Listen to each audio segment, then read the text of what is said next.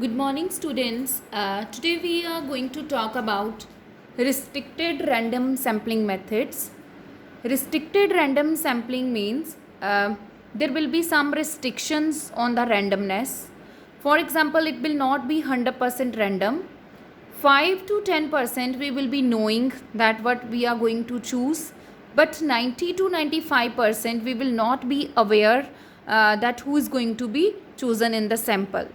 So, restricted random sampling, the very first method is stratified sampling. Stratified word means, stratas means groups. So in simple words, in this method, stratified sampling, we are going to make the groups of the population. So now how we are going to make the groups from the population? One simple example I will take and then everything will be clear to you.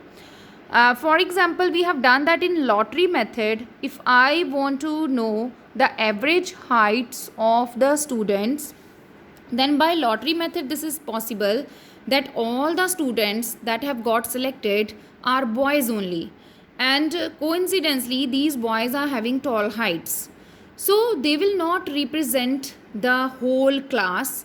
Why? Because in the class there are girls also, and in the boys there are short heighted boys also, medium heighted boys also. Same way girls are tall also, short also, and medium heighted girls also.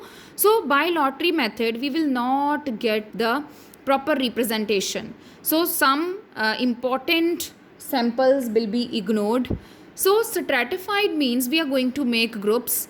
Now if 100 students are there, out of 100 students I will make groups, first for boys and girls, then we are going to make the groups tall boys, then medium heighted boys, and then short heighted boys.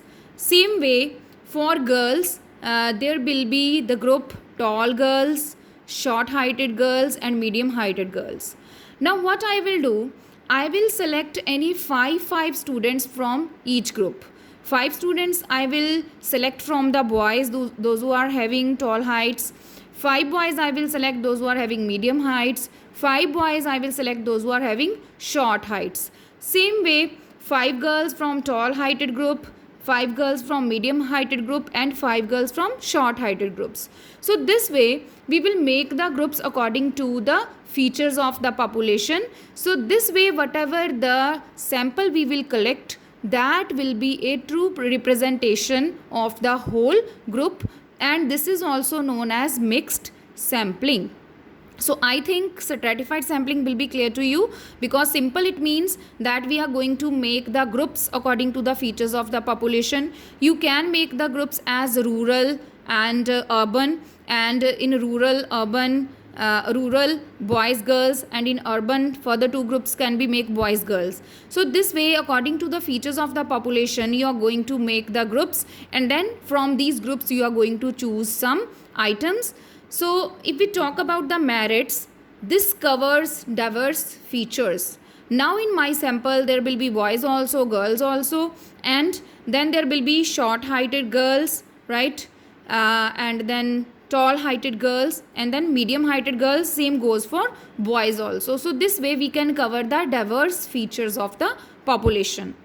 Then second thing is, this is going to be representative. Why? Because we are adding the people from the different groups, those who are having different features. So that is why by stratified sampling, whatever the sample we will get, that will be a truly representative sample.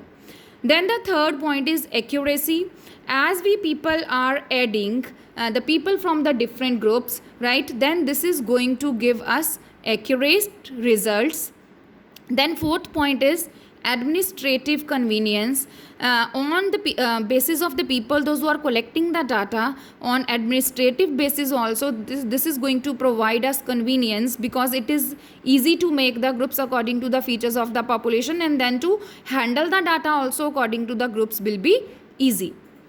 Now let's talk about demerits. Demerits, it is having limited scope, this stratified sampling is having a limited scope. This formula you can apply only when you are knowing the population, when you are knowing that the people they are having what type of features. But when you are talking about unknown population, you are not aware, you talk about Delhi, you are not aware of the people of Delhi, what type of people are there, how the people are used to earn money, and to which groups they are belonging. So that is why you cannot apply this method when you are not knowing the population. So it is having a limited scope. You can apply this method when you are aware of the features of the population. If you do not know the features of the population, then you cannot go for this method. Then the second one is biased. While making the groups, you deliberately can add some items in any group so that they can get more chances to get selected. So that is why sometimes the investigator can be biased, because he can deliberately make the separate group so that for separate people, so that there becomes more chances of the people to get selected into the sample.